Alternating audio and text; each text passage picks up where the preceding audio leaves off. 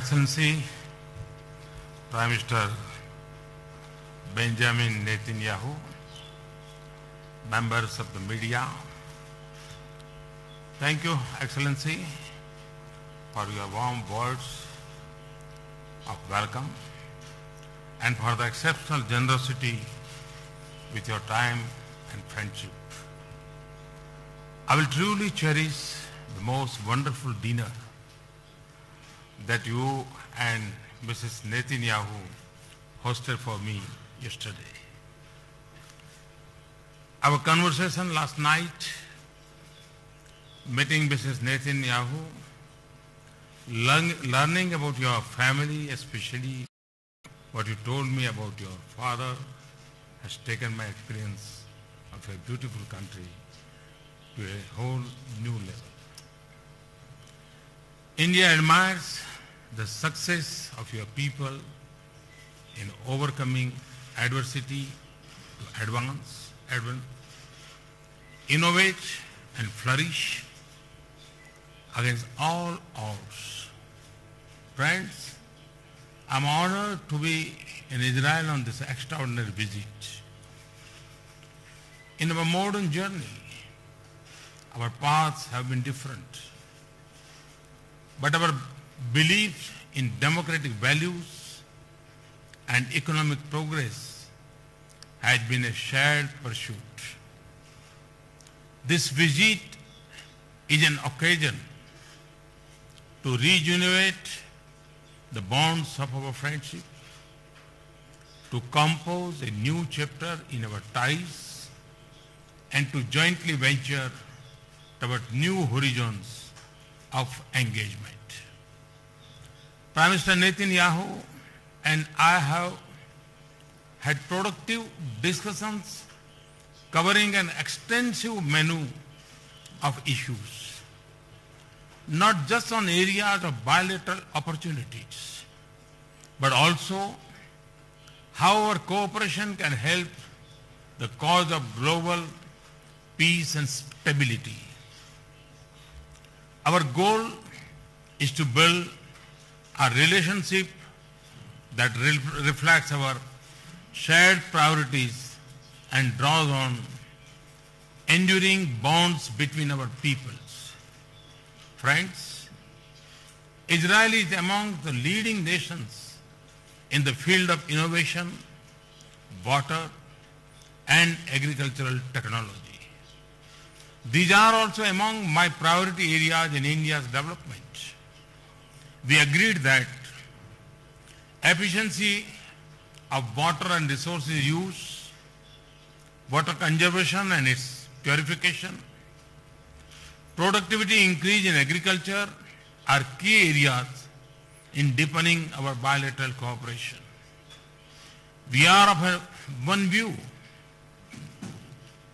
that together our scientists and researchers would develop, build, and implement mutually beneficial solutions in the field.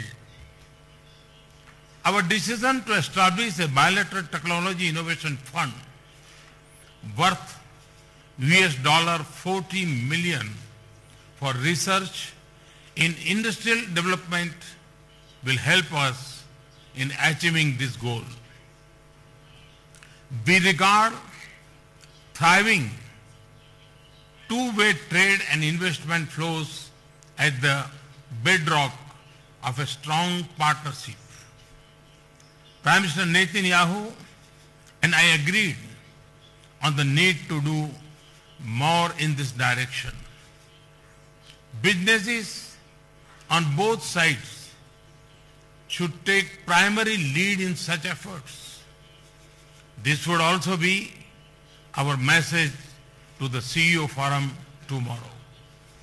Friends, India and Israel live in complex geographies. We are aware of strategic threats to regional peace and stability.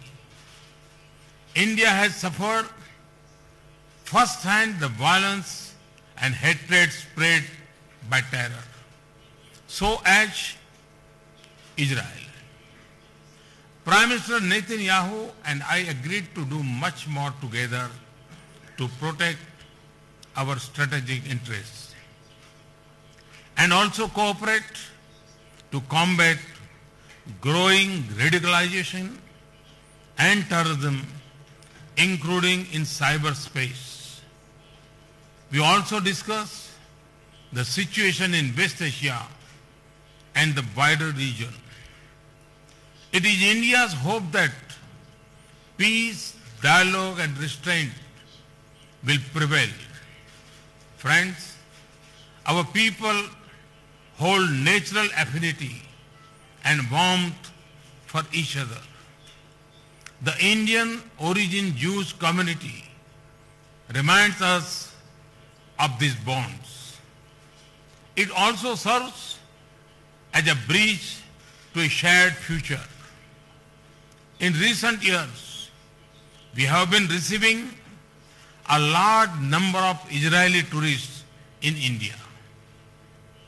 At the same time, more and more Indian students are choosing to pursue advanced academics and research in your best universities. I am confident that the strength of these links, old and new, will hold us in good stead as we forge a partnership for the 21st century. Friends, around 150 kilometers from here, there is a slice of history in the city of Haifa in Israel. That is very dear to my country.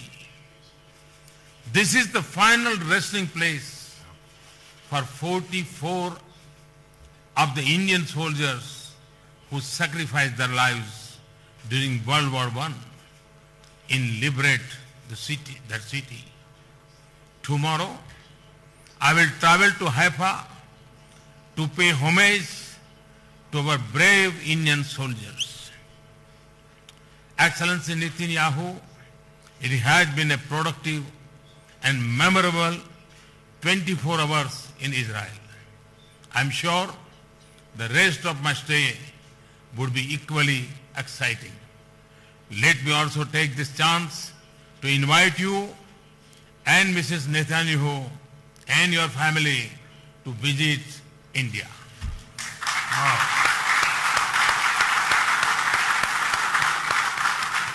I again thank you for your warm welcome and hospitality.